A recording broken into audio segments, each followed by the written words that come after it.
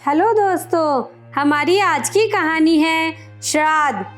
आज सोहन बाबू की पत्नी आराध्या जी का पहला श्राद्ध है।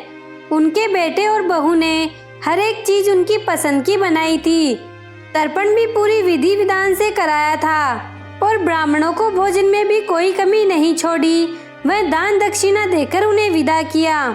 खाने में खीर, मटर पनीर, सीताफल, पूरी, कचौड़ी, रसगुल्ले, बर्फी, रसमलाई सभी कुछ तो था।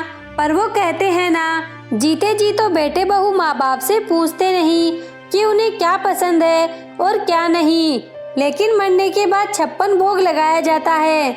यह जीवन की सबसे कड़वी सच्चाई है।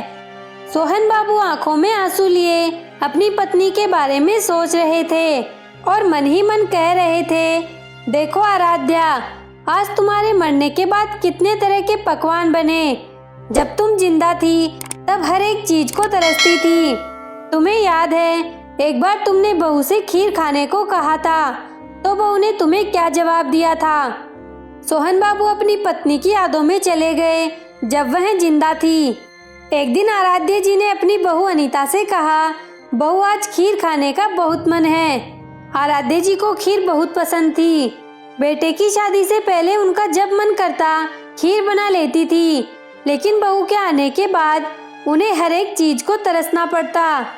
वह बेचारी डर के मारे कभी अपनी बहू से नहीं कहती। अगर गलती से कह भी देती तो अनीता उन्हें तीखा जवाब देकर चुप कर देती। आज आराध्या जी ने हिम्मत करके बहू से खीर बनाने को कह ही दिया।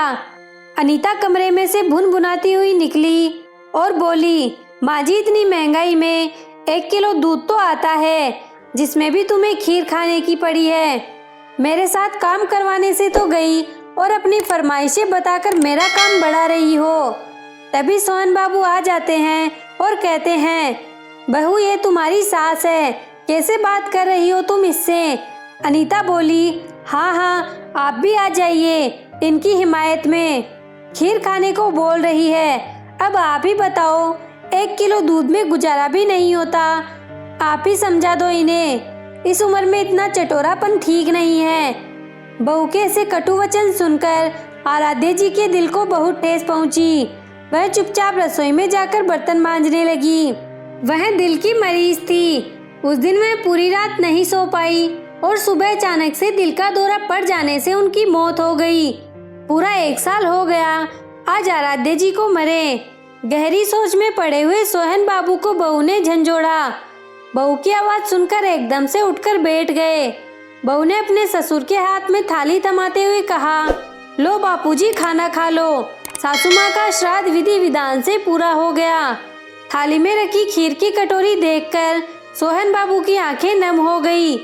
उन्होंने अपने बेटे बहू को बुलाया और खीर की कटोरी पकड़ाते हुए कहा, लो बहू, जब तुम्हारी सास जिंदा थी तब वो इस खीर को तरसती थी। अब मैं भी मरने के बाद अपने श्राद्ध में ही इस खीर को खाऊंगा। कहते हुए सोहन बाबू वहां से चले गए। अगर माँ बाप की सेवा करनी है तो जीते जी करो। उनके मरने के बाद तो सिर्फ दिखावा ही किया जाता है।